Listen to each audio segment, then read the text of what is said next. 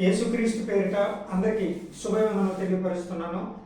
మరొక వీడియో పరిశుద్ధాత్మ జ్ఞానంతో దేవుని ప్రవక్తగా ప్రపంచానికి వీడియో నేను పరిచయం చేయబోతున్నాను.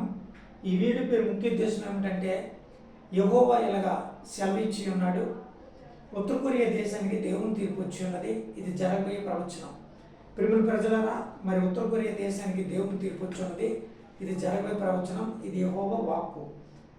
ఎందుకనగా మరి బైబిల్ వాక్యం ఏం చదివిస్తుందంటే, కీర్తన గ్రంథము మరి ఉత్తర కొరియా 50వ దేశం తీర్పు సందేశం కాబట్టి, మరి 50వ దేశం తీర్పు సందేశం కాబట్టి, కీర్తన గ్రంథంలో దేవుడైన యెహోవా మరి దావీదు భక్తుడి ద్వారా ఏం మాట్లాడి ఉన్నారంటే, మరి ఎంతకాలం వ్యర్థమైన వాటిని ప్రేమించెదరు, ఇంకా ఎంతకాలం వ్యర్థమైన వాటిని వెదిగెదరు అని బైబిల్ వాక్యం చదివిస్తూ ఉంది.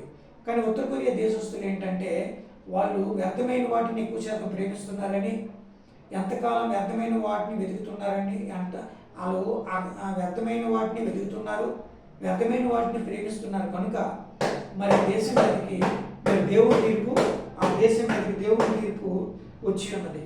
ప్రియమైన ప్రజలారా, చాలా జాగ్రత్తగా వినుడి. ఎందుకంటే ఇది భయంకరమైన ఈ ఉగ్రత దినాలు కాబట్టి, ఇది రెండో రాకడ సూచన కాబట్టి, దేవుడిచ్చిన పేరాపను ఏమనగా మరి ఉత్తర కొరియా దేశం మీదకి దండయాత్ర తొందరలోనే రాబోతున్నది.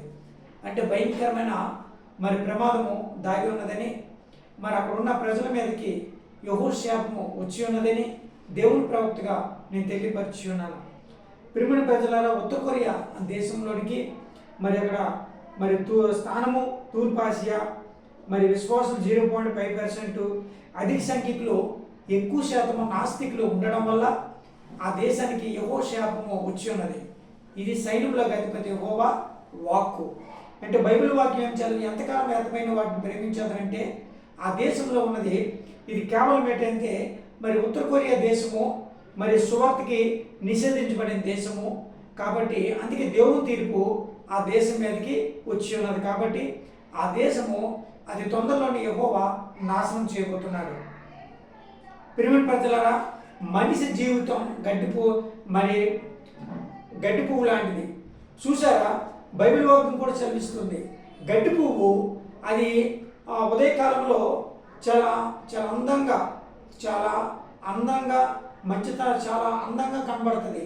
అది ఎండ వచ్చిందంటే ఆ పువ్వు వాడిపోతుంది కనుక, అలాగే మనిషి కూడా నిగనిగలాడుతున్నా సరే లోపల భయంకరమైన రోగములతో మరణిస్తాడు.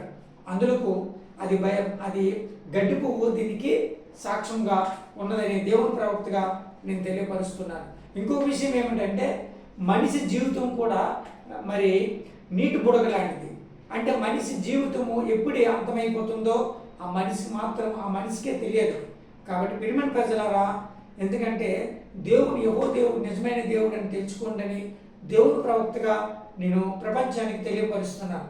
దేవుడు నిజమైన దేవుడు అని తెలుసుకుని ఎడలా దేవుడు ఈ భూలోకానికి పంపించిన 5 తెగుళ్ళు మీ మీదకి రాకుండా ఆయన దూతల ద్వారా కాపాడేదారు. లేని ఎడల మీ ప్రాణములను మీరే కోల్పోదురని దేవుని ప్రవక్తగా మరి నేను తెలియపరుస్తూ ఉన్నాను. కాబట్టి చాలా జాగ్రత్త వినండి. ఎందుకంటే తొందరలో ప్రార్థన చేసుకోండి. మరి ఎందుకంటే దేవుడికి నాకున్న మధ్యవర్త, దేవుడికి ప్రజలకి దేవాది దేవుడు యెహోవా ప్రపంచానికి ఒక మధ్యవర్తగా ఆయన ప్రవక్తగా నన్ను నిలబెట్టాడు.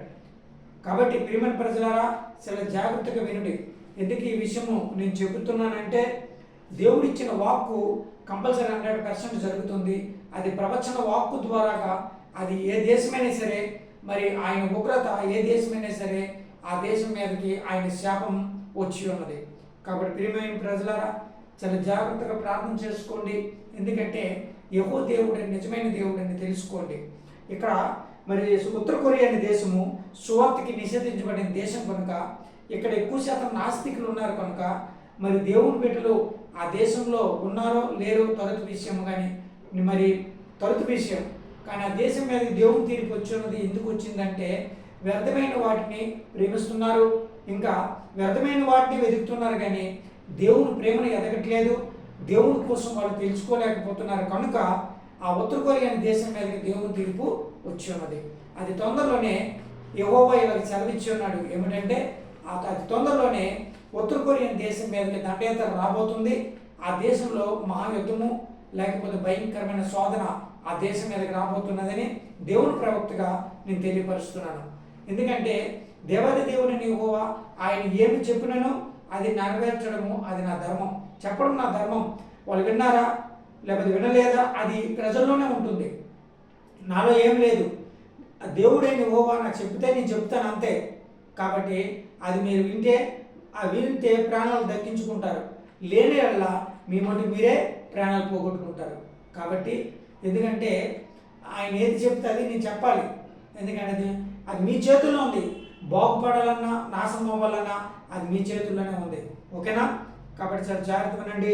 మరి వీడి పేరు ఏం పేరంటే యెహోవా ఇలా చదివించి ఉన్నాడు. ఇలాగ చదివించున్నాడు అంటే కారణం ఏమిటంటే ఉత్తర కొరియా దేశానికి దేవుని తీర్పు ఇచ్చున్నది. ఇది జరగబోయే ప్రవచనం.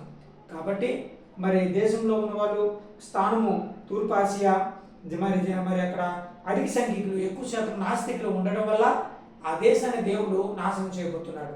కనుక మరి ఇక్కడ ఈ దేశము 50వ దేశం కింద ఉత్తర కొరియా తీర్పు సందేశం కింద రాయబడింది.